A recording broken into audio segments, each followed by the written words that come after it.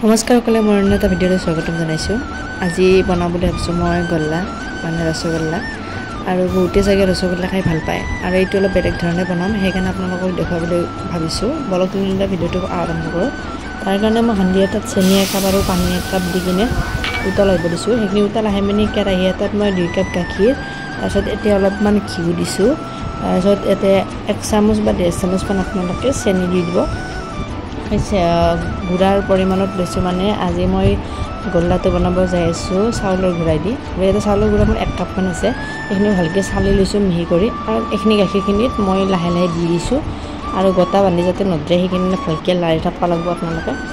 আৰু এইখিনি ভালকৈ আপোনালোকে অলপ টাইম ভাজিব লাগিব, কম জুইত ভাজিলেই হ'ল। তাৰপিছত যেতিয়া অলপ ভাজা হ'ব তাৰপিছত আপোনালোকে নিজে নিজে উঠিব। অহাৰ পিছত এইখিনি আপোনাৰ কাঁহী এখন লৈ লৈ ধুনীয়াকৈ এইখিনি মাৰি ল'ব লাগিব। আৰু ইয়াতে মই অলপমান পেকেট গাখীৰ দি দিছোঁ।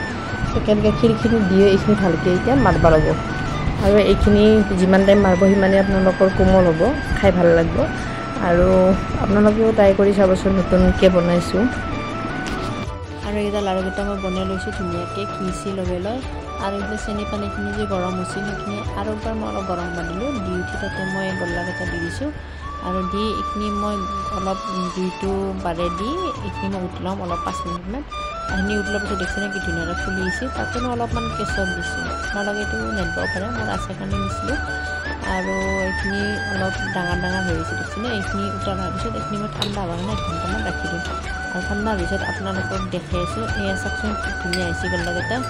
আৰু আপোনালোকে ঘৰতে বনাই খাব পাৰিব। আৰু আজি ভিডিঅ'টো ইমান আছিলে। ভিডিঅ'টো ভাল লাগিলে লাইক কমেণ্ট কৰিব আৰু গল্লাকেইটা কেনে পাইছে জনাবচোন। বনাই খাব সকলোৱে।